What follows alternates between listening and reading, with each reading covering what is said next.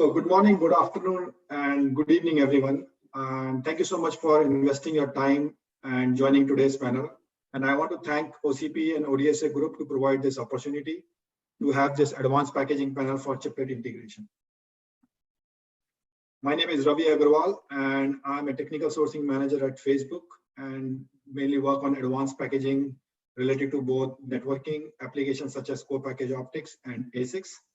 And it's my immense pleasure to introduce today's panel.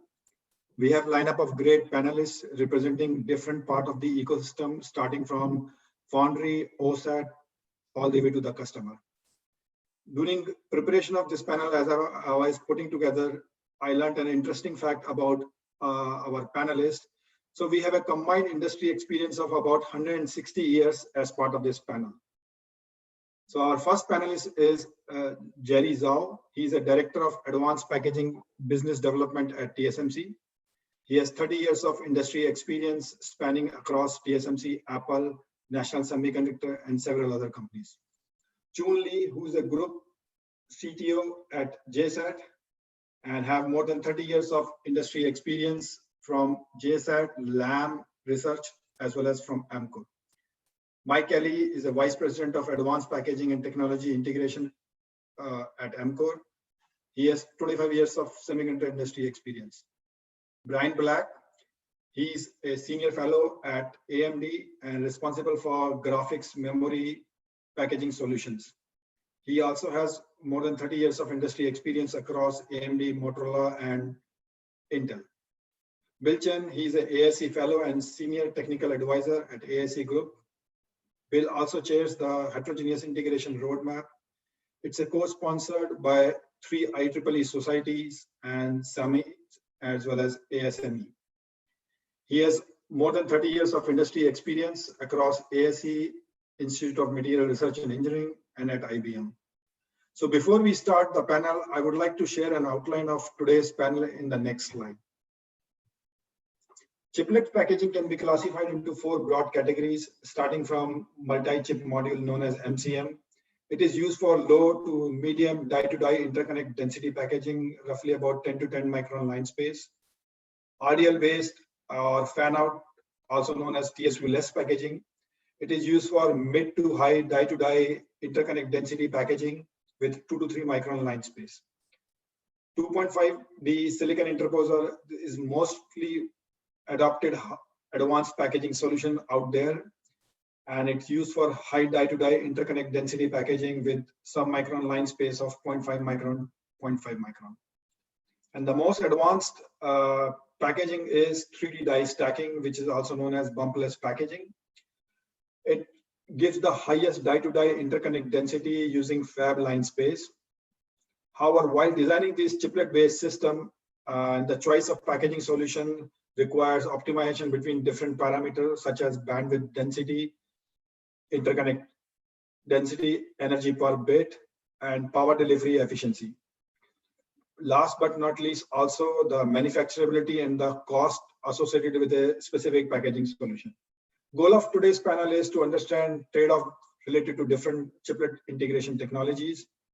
Each panelist will share their opinion and experience with different chiplet packaging and share the trade-offs associated with these technologies in the context of cost, performance, yield, and reliability. And how do they see the future of these chiplet integration? So the panel format is each panelist will share their opinion about 5 to 6 minutes. And after our awesome panelists are done with their presentation, we will have Q&A. And I'll start with the question that I have collected from industry experts within ODSA and OCP, followed by questions from audience. Please submit your question in the chat. And let me just show you how this panel ties with the ODSA track. As you know, ODSA has several work streams. Within that work stream, this panel is part of reference workflow work stream. Without further delay, I would like to welcome Jerry from TSMC to share his perspective. Okay, thank you. Thank you, everybody. Thank you, Ravi, for the intro. And this is Jerry. Can you see me? Can you hear my voice? Well? Yes. Okay, great. And so today I would like to cover the 3D fabric for the chiplet integration that we have put together, that portfolio of technologies that can enable such chiplet integration solutions. First of all, and basically we in a 3D fabric, we just announced this year, and basically it consists of three major platforms, let's put it this way. And of course, on the bottom left corner, that's the SOIC platform, and that means a system of integrated chips, all right? And also the, we call it front-end 3D because it's more related with chip and chip level integration. And however, at the package level integration, we have two other platforms. One is chip CoWoS, the other one is InFO. CoWoS is chip on wafer on substrate, and InFO is integrated fan-out. And next, please. Basically, we integrated, and this is a next level of categorization of their family members in each platform. Of course, SOIC at the chip level stacking as active on active, and we have chip on wafer and also wafer on wafer methodologies available. And also on the packaging side, we had the two platform InFO and the CoWoS. Each one of them has a few family members there. And here is also some of the acronyms for easy identification of what shape and form or technology elements in each one of them. For example, the InFO R and L. R means RDO, interconnect.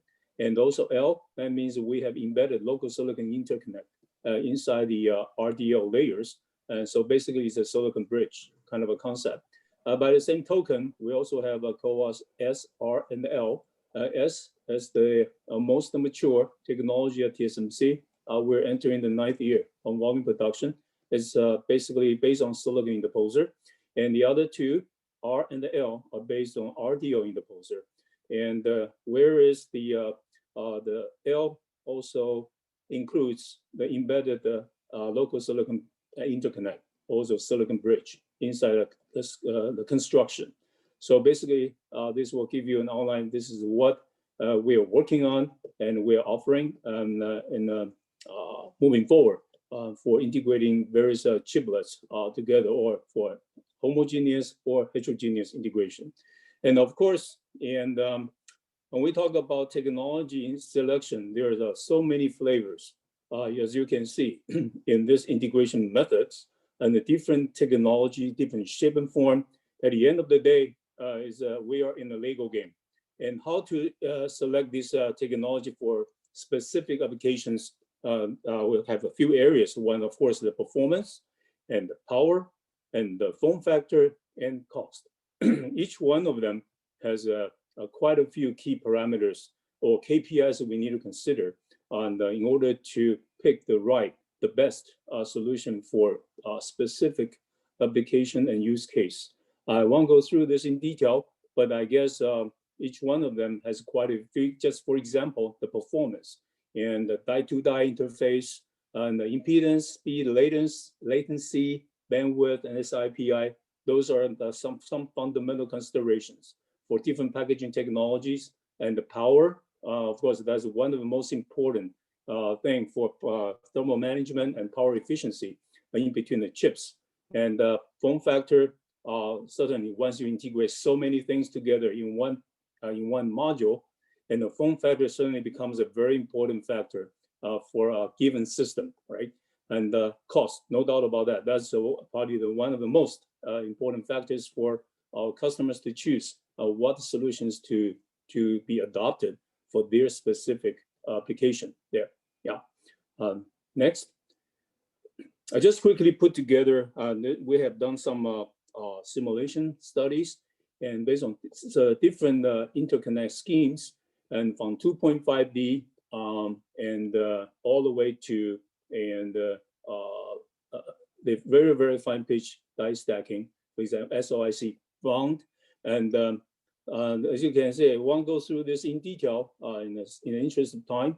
Basically, there are a few factors we're looking at: the bond density, which is related to the scalability of each different technologies, and then also the speed and the bandwidth density and energy efficiency. Of course, I have to make you aware of that. All these simulation, all these say parities are considering off-chip interconnect performance only, and not including the I/O circuit or interconnect routing within the chips, and is a horizontal or vertical. So of course, when you consider a product design, you have to take all the things into consideration, not just the chip, not just the interface between chips. You have to take all the packaging level and plus this chip interface together for overall assessment. Yeah, of course, in this chart, obviously, the finest pitch SOIC bond or the bonding method at the 9-micron pitch, for example, offers the best in between the chip at this particular interface. And this is just a quick comparison of different interconnect technologies as a reference, okay, as a guideline. But again, I want to emphasize that the overall performance of each individual module, once you put all these chips together, a lot more other things need to be considered. Okay, thank you. That's my short presentation. Thank you, Jerry. Thanks for sharing your input. Next, I would like to welcome Chun Lee from JSAT.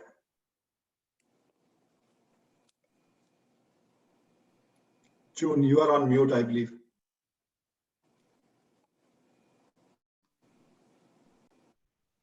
Hi, everybody. This is Chun Lee. Nice to meet you guys.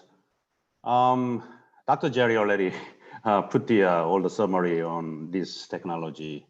I like to be more practical in terms of my company's limitations, and so my type is RDL first fan out can be a choice for high-end applications against the 2.5D. So next, please. So basically, what we have been working on is this really RDL first technology. You know, how to fan out this RDL first technology. You know, as you know, 2.5D or the other 3D stacking, just Dr. Jerry mentioned about the SOIC, we cannot get access to. So, you know, in terms of the economic reasons and so on, and we really focus on this RDL first, as you know, all the process. But you know, in a sense, the how to approach this application in terms of this RDL first is that the really high density RDL. It means with a fine line and space, like a 2 micron or sub-micron. And with also from the manufacturing standpoint, and how to achieve the high yield. It's like, you know, in 4 days, like 99.5. And then now the 99.8 over 99.9, something like that. So we really focus on manufacturability of this technology. As you know, and the product is like a flip chip BGA. It's a big size, like now 75 by 75, and then some customers talking about the 100 by 100 or 150 by 150. So in a sense, so the as a OSAT, we really working on this manufacturability. Next, please. Yeah, as you know, Dr. Jerry already showed the all the comparison tables. But you know what I'm trying to do is like a fan out WLP, or what we trying to do is that the really embed our RDL first. That's kind of embedded you know, a bridge kind of thing into the substrate itself. So the high density organic build up. So we have tried, and it worked. But the thing is that how to partner with the substrate suppliers and also bringing customers all together. That's all about the that, you know, economic scale kind of a thing. Next, please. So here, like you know, 2DO, 2D from Intel, but you know, thing is that 2DO is RDL fan out, or that's 2.11D, and 2DS is you know, 2.5D with a EMIB kind of thing. So showing all different properties. Next, please. So here's the thing. I mean, you know, this is that cost comparison, because we are very keen to know what is the cost difference between RDL versus the 2.5D. So that this 2.5D has the more adders, cost adders in terms of the, as you know, TSV reveal or interposer itself, and then TSV creations and so on. So you know, definitely RDL first technology can be cheaper, but you know that involves a lot of complication in terms of applications and like a thermal or whatever, all parameters Dr. Jerry shown already. So we really you know, keen to know what kind of applications, and we're gonna have a panel session, but we really keen to know what is the real situation for economy of scale of the manufacturing. Okay, next please. So my summary is that RDL itself is the cost effective than 2.5D, and also the shorter time to market infrastructure already done, and the yield can be better, and then also the, you know, in terms of electrical standpoint, you know, silicon itself is a kind of barrier for the electrical transmissions and so on. So cons, definitely this chip dip applications using RDL, definitely LPG is the most critical concern in this application space, and also the from thermal standpoint, inferior than this 2.5D. Actually, silicon interposer can be thermal buffer, and also you know, interposer itself can be done in the fab, so that that high density line and space can be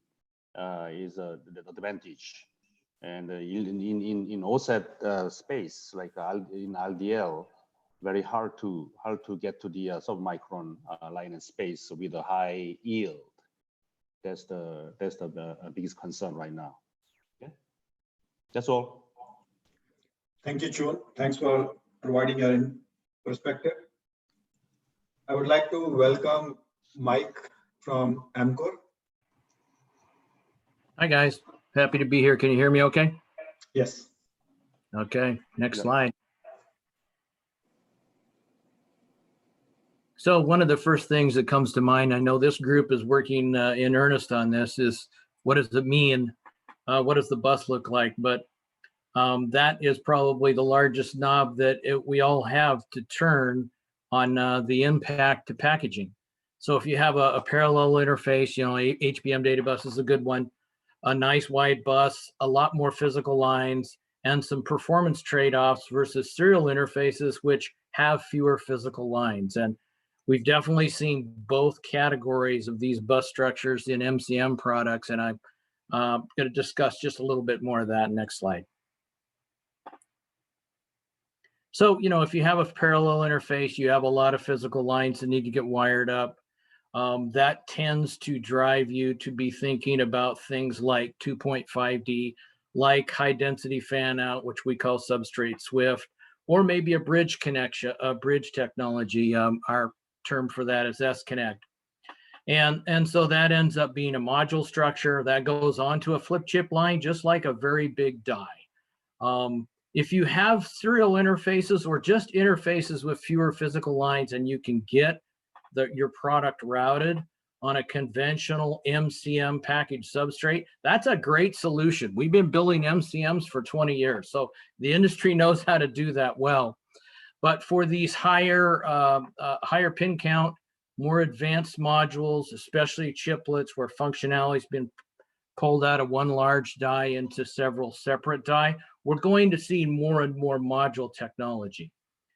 So that is the first one. Next slide. So if you break that up into two large categories, there's a lot of different ways to achieve heterogeneity in the package. On the left-hand side is the substrate path. We're all familiar with that. Flip chip BGAs or the like have been around for a long time. They're still the stalwart. MCMs have also been around for a long, long time, whether they were in substrate, organic substrate or ceramics. And, you know, stacked substrates, I show up there as sort of the last incarnation in the substrate world that we're seeing, where packages are getting so large that there may be a requirement for doing a functional at speed test on portions of it before it's committed to the entire large MCM. So that's definitely on the substrate side. On RDL interposer side or high density fan out, we have a portfolio of products that we have supported, both in prototyping and production, all the way up to what is probably most germane for this group is the 2D, the 2.5D kinds of constructions, whether that's a silicon interposer or fine line RDL, HDFO. That is the sort of the ultimate in being able to provide that kind of connectivity for those performance levels. One of the things we really like about RDL being used as the interface or the interposer construction is that essentially is a very fungible resource inside the OSAT community. Most of that technology is directly leveraged from bumping technology. And so there's a huge installed base already.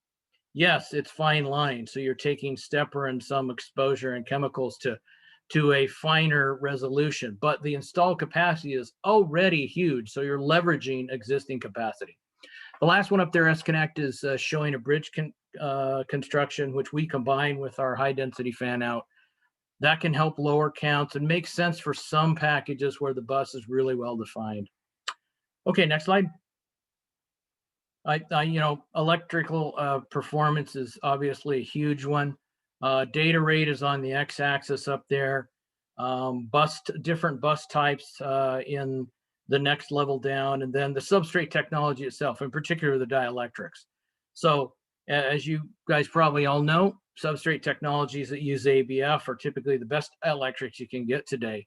And they have a lot of headroom all the way up to things like 112 gig and beyond that people are working with high-speed SerDes. Most of the HDFO materials, the dielectrics are polyimide, which are also really good and certainly better than the oxynitrides that are used in silicon interposers. So this is kind of how we have things positioned speed-wise for the different sorts of packages, different sorts of speeds between devices, especially for die splits and chiplets. And then I think I've got one more slide, which was, maybe two more. So, as you probably also know, the differentiation from the packaging side is largely line and space. So that drives the technology, that drives the processes that you need to build these packages. If you need 1 micron kind of registration, if you need 1 micron line and space capability, you're going to go to a silicon interposer. If you can live with 1.5 or 2, you use HDFO. Bridges are another category in there, and that's kind of a special case that's being developed.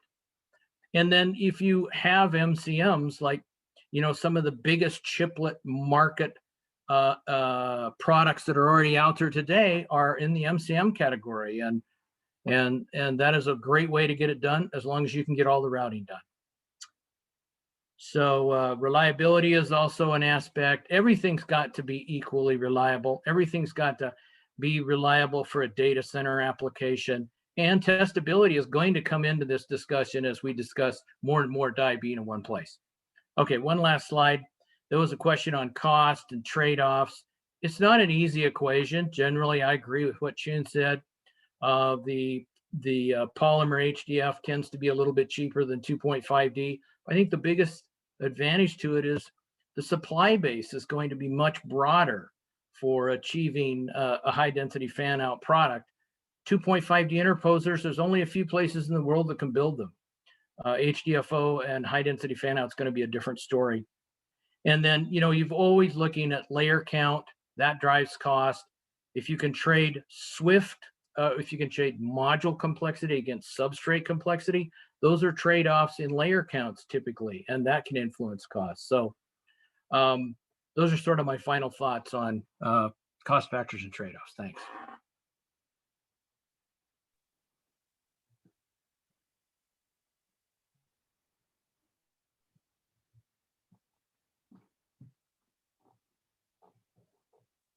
Hello, everybody. Thanks, Mike. Sorry, I didn't realize I was on mute.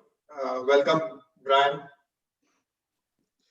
Yeah, so as everybody knows, AMD is a fabulous silicon design house. We're not a manufacturing house like TSMC and JCET and Amkor.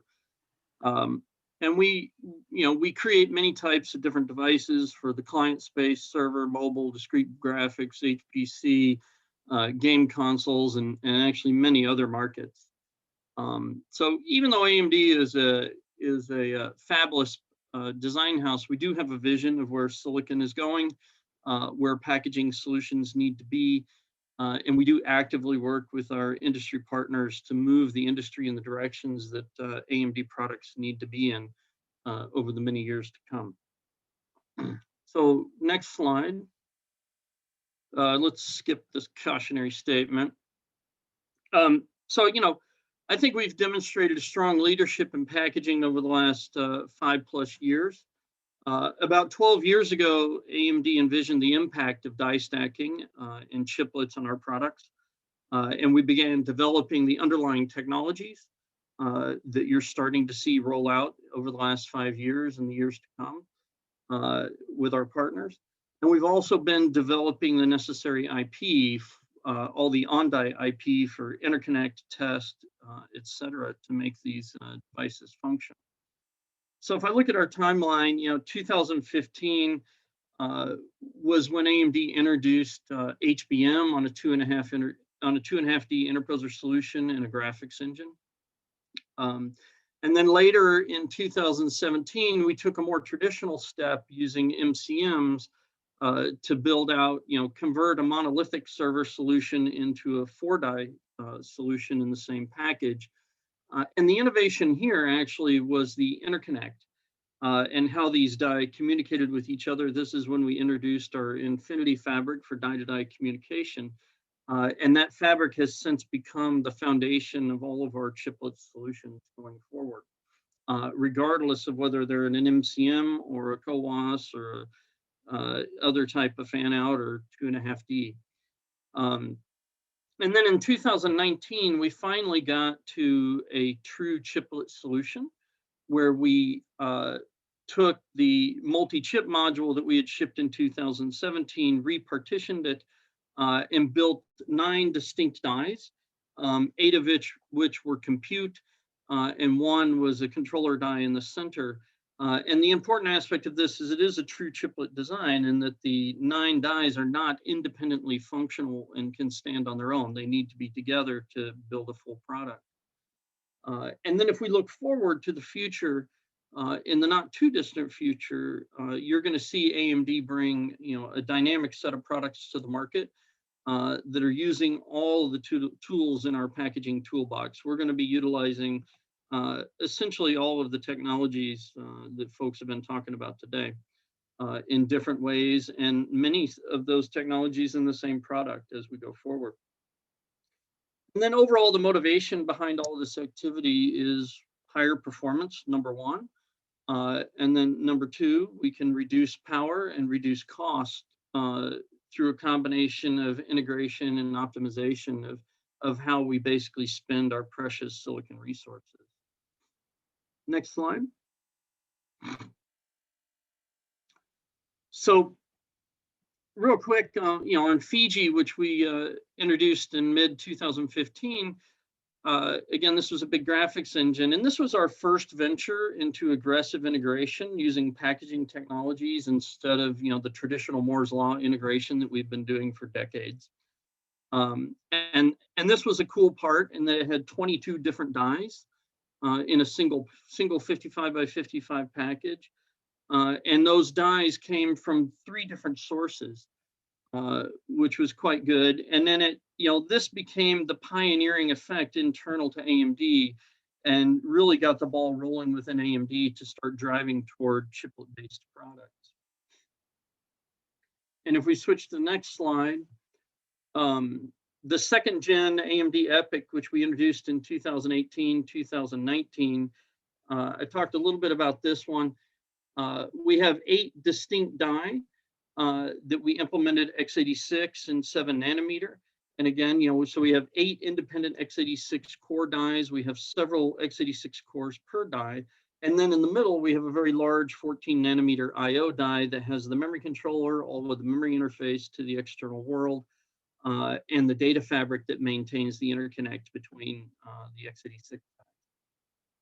The advantage of this design is it enabled a product with a significant amount more 7 nanometer silicon real estate than would have been possible in a monolithic solution, given the yields and the cost profile of 7 nanometer back in 2018. So we were able to ship a ton of 7 nanometer silicon focused entirely on the compute sensitive parts of the system. So the takeaway here is that what we effectively did was we spent our silicon budget very wisely and focused that cost on the compute, which is most sensitive to performance, and helped us drive more silicon in that's more effective. Next slide. So this one kind of dives into a little bit of the details of how we evolved into the chiplet architecture. The picture on the left is a traditional monolithic design. We call our compute dies CCX, or our compute complexes, where we have a cluster of x86 cores. And then, we went from a monolithic solution to, in 2017, we started shipping multi-die solutions in MCMs. And this is where we proved out our infinity network that allowed us to do a very high performance, high bandwidth, low latency, power-friendly interface between dies, and therefore get a significant amount of performance out of a multi-die solution. So we proved out the Infinity interconnect in a more traditional MCM solution, more traditional IP design that wasn't a pure chiplet, but got to the interconnect challenges. And then in 2019, we moved to the 2nd Gen EPYCH, where we introduced the chiplet concept and broke the dies down even further into their bare necessities of compute versus, I'll be friendly and call it overhead, since all we really care about is compute. And since then, this infinity fabric that we've developed internally has kind of become our standard for our die-to-die interconnect going forward. And then next slide. As I said, and I'll make this my last slide for the interest of time. As I said, AMD is aggressively driving toward more and more complex solutions in the future across many of our market segments, not just the ones I've discussed. And we will be incorporating, several different types of packaging technology into a single product using different types of interconnect between them. And the major challenges going forward with this are the obvious technology challenges that we've been discussing today, but also, how do we design these solutions? Where do we do our partitioning? How do we implement the trade-off between optimizing a particular product versus creating significant reuse? Because there is a bit of a trade-off. We might be able to design one solution that's perfect, but then the chiplets aren't very reusable across several products. So we've actually tended to lean toward build a chiplet solution that generates IP blocks or dies that can be shared across different market segments, and we can start to generate a large number of SKUs of products with fewer mask sets and fewer die designs. And then finally, we don't want to neglect power. As we subdivide our dies, as we integrate dies from our partner companies, power delivery is becoming more and more challenging as we go forward. So we're going to need very innovative power solutions to drive these new packaging options. That's all I have. Thank you, Brad. Thank you. Now I would like to welcome Bill, share his perspective from a heterogeneous integration roadmap standpoint. Thank you. So today I will be speaking as the chair of the Heterogeneous Integration Roadmap. Next slide, please. So on October 10th, 2019, last year, here's the press release from IEEE, Heterogeneous Integration Roadmap, a roadmap to the future of electronics, identified technology requirement and potential solutions primary objective is to stimulate pre-competitive collaboration among industry, academia, and government to accelerate progress. The roadmap offers professionals, industry, academia, and research institutions a comprehensive strategic forecast of technology over the next 15 years. Now, if we look at the objective that we have of stimulate collaboration among industry, academia, and government to accelerate progress, this is exactly what I see today our objective is in OCP at ODSA. Next slide, please. So we have a number of different technical working groups, 22 technical working groups come together with 22 chapters, plus an introductory chapter and a summary chapter. So we have 24 chapters. You see on the top left, the high performance computing and data centers. That is the chapter that is related to what we have today, considerations. Now there are other 5 chapters: mobile, medical, health and wearables, automotive, IoT, aerospace, defense. These are the other markets that is driving the industry. And what are the building blocks of what we do? So the building blocks will be single and multi-chip integration that includes substrates, photonics, power electronics, MEMS and sensors, 5G, RF, analog, and mixed signal. There are also common areas that common cross-cutting to everything that we do, that is materials, emerging research devices, test, supply chain, security, and thermal management. Now for today's discussion, advanced packaging, they are basically in these 3 chapters: SIP, 3D plus 2D interconnect, wafer level packaging, fan-in, fan-out. That also include panel level packaging. Then we have something that is really important: co-design and co-simulation. Next slide, please. So this is the definition of heterogeneous integration. The die coming from different sources, different nodes, MEMS, passives, sensors, etc. Some die from, for example, from wide from different technologies, all put together into a single system and package. So it's heterogeneous by materials, common types, nodes, interconnect methods, but very important, coming from different sources. Next slide, please. So what we see today is that the chiplet applications, AMD, I think Brian Black talked about before. AMD is the primary EPYC processors, where I show one of the examples there. Intel, example of Agilex, FPGA, and of course, let's not forget DARPA. DARPA has a chip program that has a vision for the chiplet-based for the aerospace defense. Now, what we see is they all converge and merge into the ODSA goal. That's to have a chiplet marketplace, to have a library, and we see that the ODSA goal is very, very common to what the goal of heterogeneous integration roadmap is. Next slide, please. So Moore's law has taught us that miniaturization will benefit semiconductor economics and also performance. Now we are at the beginning and the end of Moore's law. So chiplet, therefore, is a very important step to achieve Moore's law economics, performance, and time to market, as we have said it before.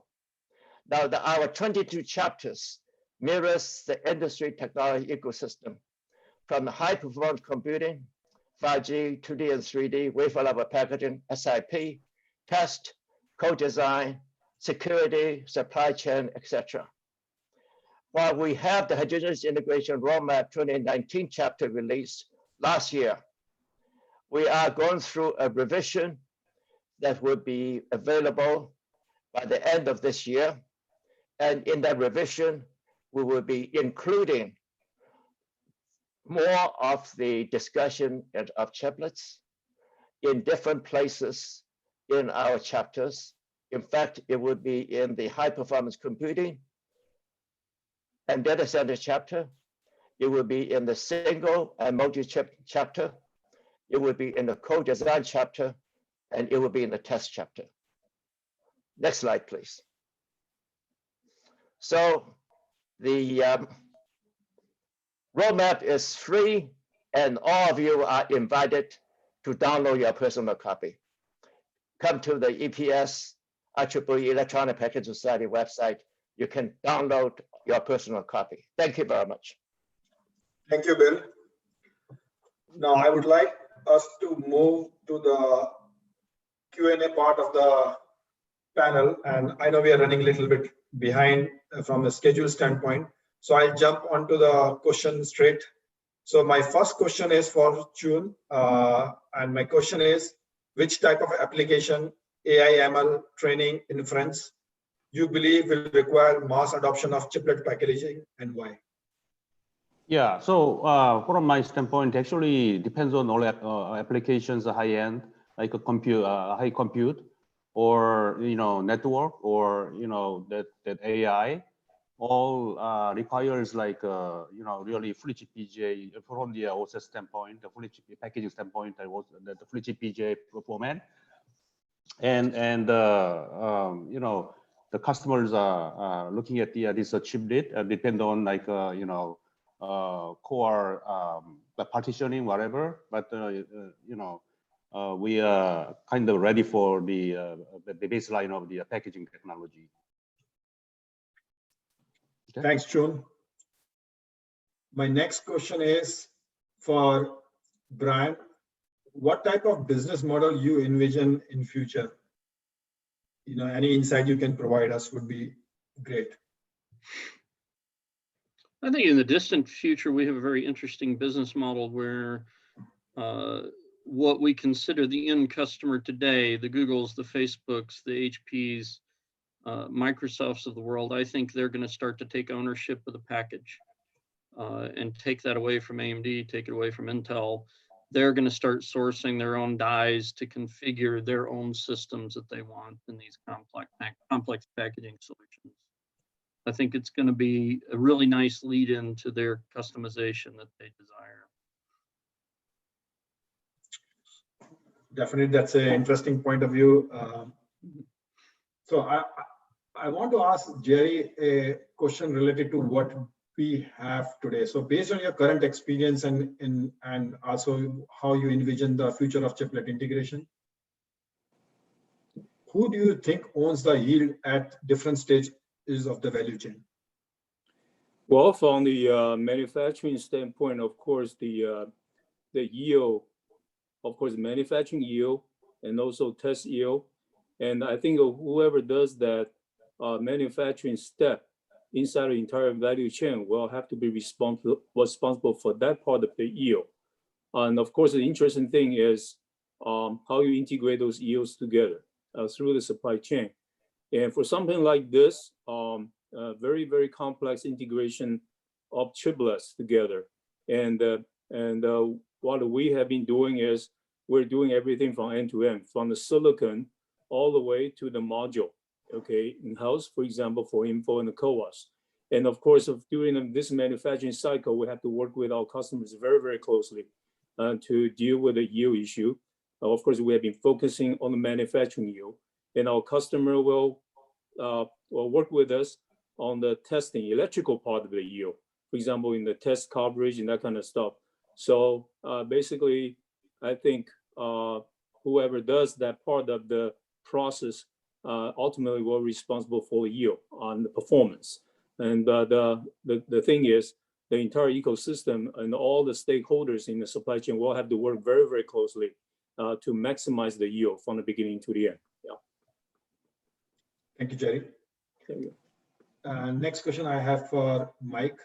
So, after hearing all the conversation we have today, so what type of configuration and from a cost and economics of scales will work for chiplet packaging? Mike, you are on mute. Got it. What type of configuration is most amenable to chiplets? Is that your question? Especially from cost and economics of scales point of view. Well, I think the scaling question is a very interesting one because, if you're going to have a lot of chiplet-based products, a lot of heterogeneous products in the world, you're definitely going to have to scale up. So, I kind of come back to a comment I made earlier. If you look at the installed base around the world for being able to achieve this, obviously silicon is one choice. Complex RDL and bumping is another choice. And there is an immense amount of capacity out there in the world for that. So, inside of Amkor, we think of RDL and high density fan out as redirecting resources that are already in place and, doing small add-ons to make capability a more capable process for finer line and space. But at the end of the day, it's a fungible game. So if you're talking about keeping costs low, you want equipment that can be shared across a lot of capacity. And today it doesn't have to be HDF only. HDF and bump come off the same line. So we're always bumping wafers. That's going to happen for a long, long time. So those resources are fungible, and that kind of goes right to the bottom line for cost too. Thanks, Mike. Next question I have, Bill, for you. Do you think we need an open interface for chiplet packaging, and why? Or can we use some existing interface standard which we already have? I believe that there is always going to be proprietary interfaces. There are always going to be interfaces that you might say semi-proprietary, that is licensed out. But I think for us to move forward, if I look at 5 or 10 years out, that I look at the future, there will be a library of devices that people can choose. There will be people who want to design, choosing die from the library. That then there got to be an open interface for those to happen. Yeah, I'm not speaking about high performance computing today. I'm talking about all the market sectors that we are talking about. From I can see that first is high performance computing is driving us. Then it will be 5G.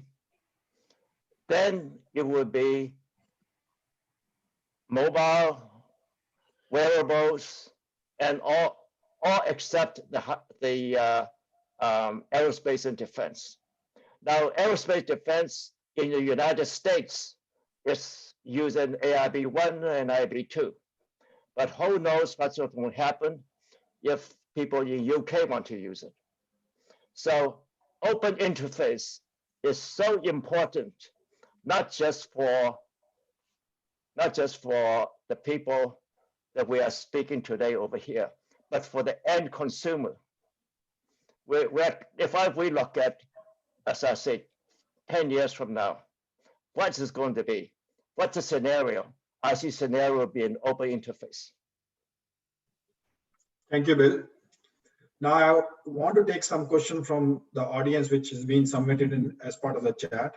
So this is an open question for the panelists. So the question is, what are the possible solutions to address the thermal challenges we have associated with the 3D packaging, especially die-to-die power density?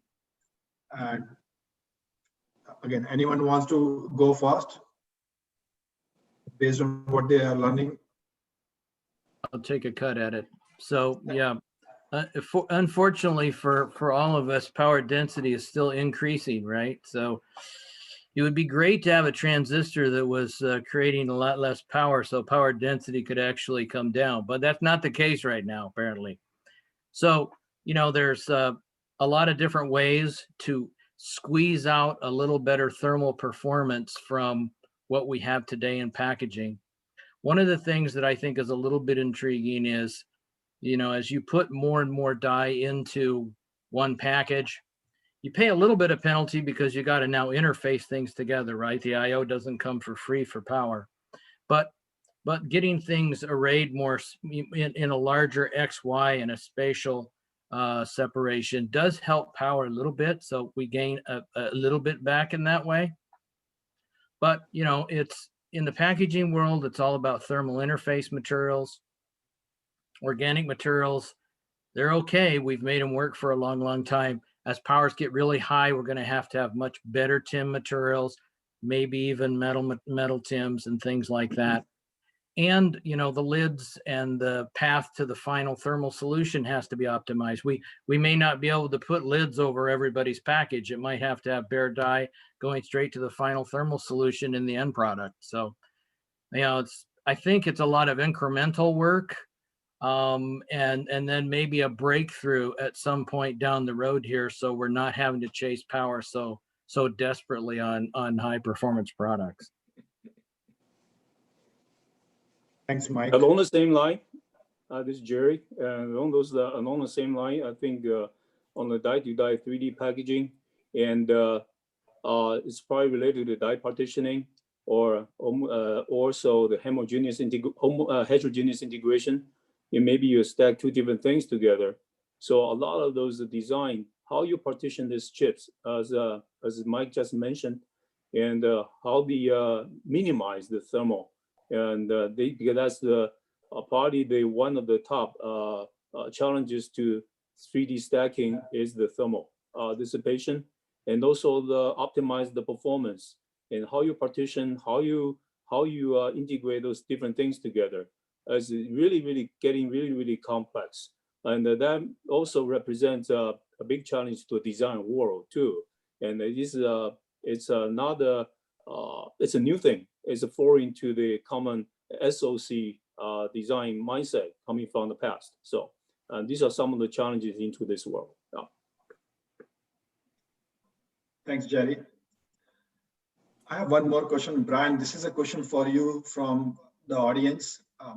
And from AMD standpoint, would you prefer an open ecosystem or your current model of keeping it internal, especially for chiplet packaging?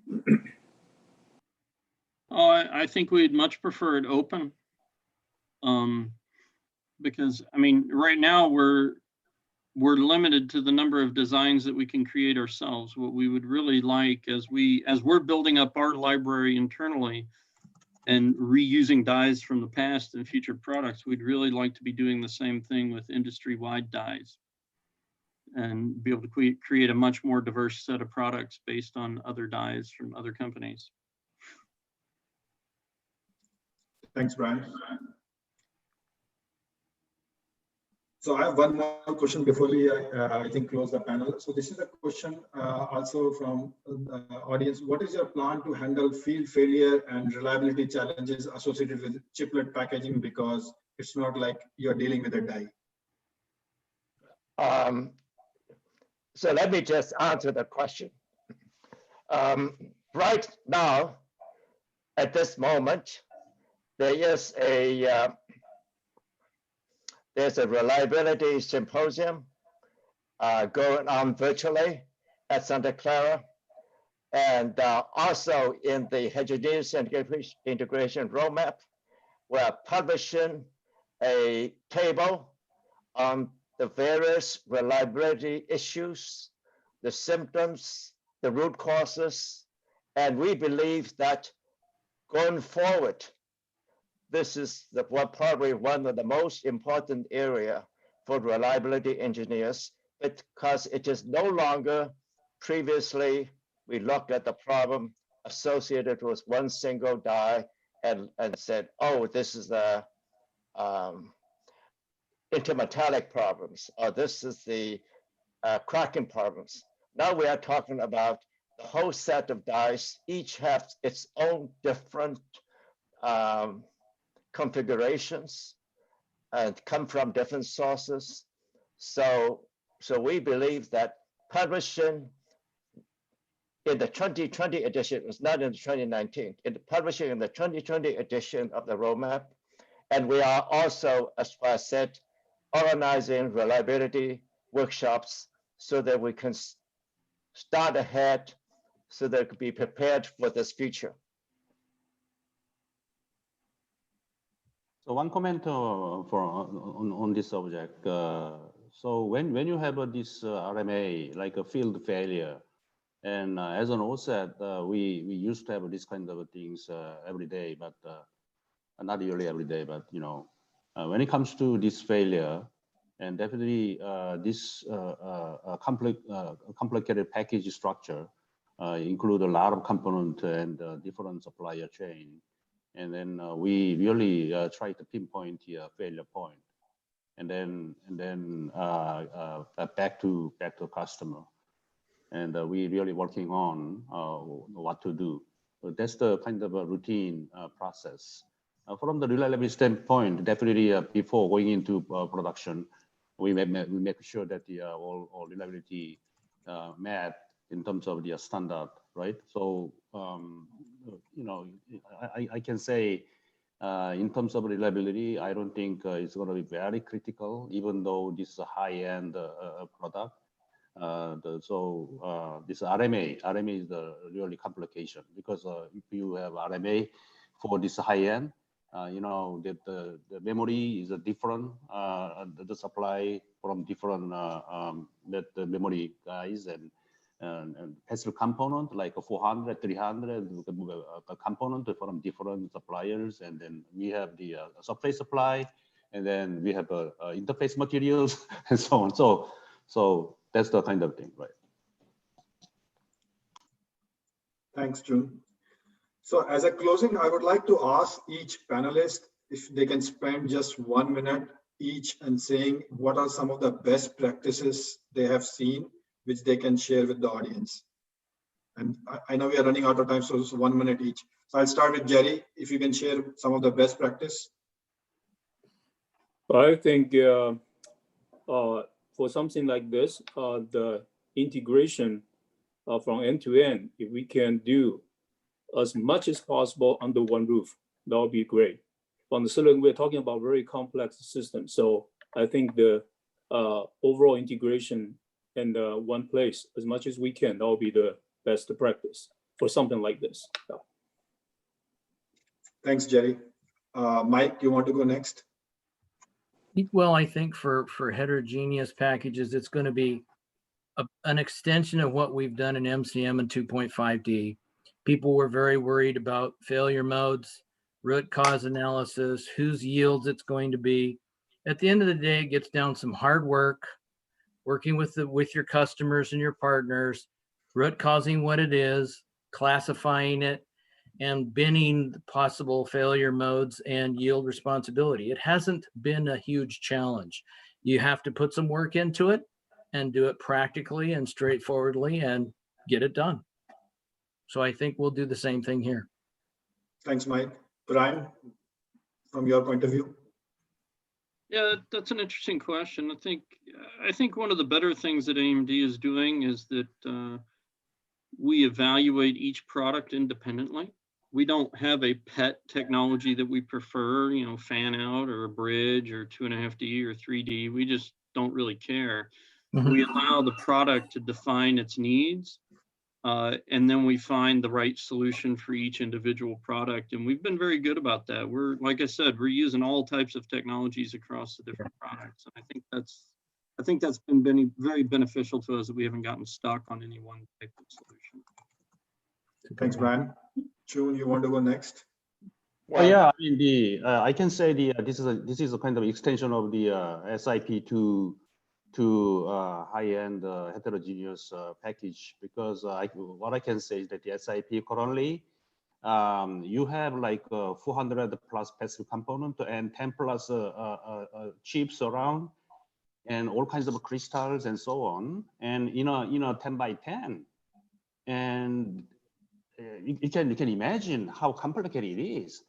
And then you can have also the metal lead on top, or EMI shielding technology also. And then also we are talking about the top mold and bottom mold altogether. So we already have in all the complication in the packaging technology, which turned out to be 99.9% yield, right?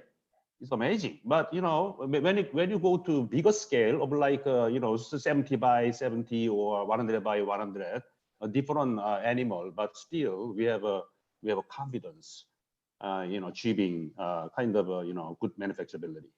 Okay. Thanks, June. Bill, if you can just share your opinion in 30 seconds, we are out of time. Yeah, I would say that do code simulation ahead so that you know what are the potential issues and find it ahead before it happens. Thanks, Bill. I want to thank all the panelists for sharing their insight and having this engaging discussion. So thank you so much.